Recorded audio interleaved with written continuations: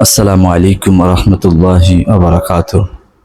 আজকে কিছু গুরুত্বপূর্ণ কথা বলবো, সবাই মনোযোগ দিয়ে আমার এই ভিডিওটি দেখবেন।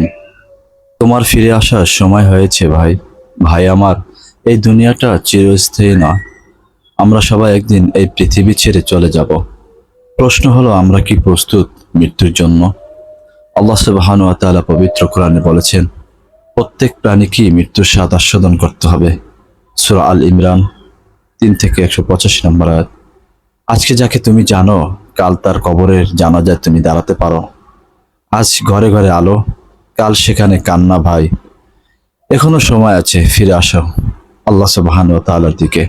রাসূলুল্লাহ সাল্লাল্লাহু আলাইহি সাল্লাম বলেছেন, তিনটি জিনিস মৃত্যুর সঙ্গে কবর পর্যন্ত যায়: তার পরিবার, তার সম্পদ এবং তার আমল। পরিবার ও সম্পদ ফিরে আসে, কিন্তু আমল রয়ে যায়। সহিহ বুখারী।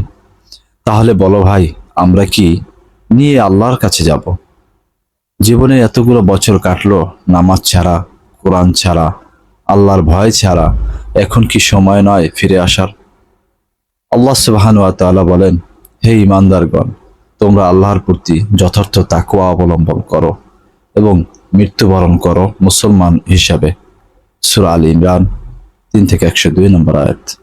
তুমি নামাজ শুরু করো ভাই, কোরআনের সাথে বন্ধুত্ব করো, মায়ের চোখে আনন্দের অশ্রু ফিরিয়ে দাও, তওবা করো, কারণ দয়াময় রব আজও ডাকছেন, তোমরা আমার কাছে তওবা করো, আমি তোমাদের গুনাহ ক্ষমা করে দেব। সূরা আন-নূর 24 থেকে 31 নম্বর আয়াত। ভাই, জীবনটা খুব ছোট্ট। আজ রাতটাই আমার শেষ রাত।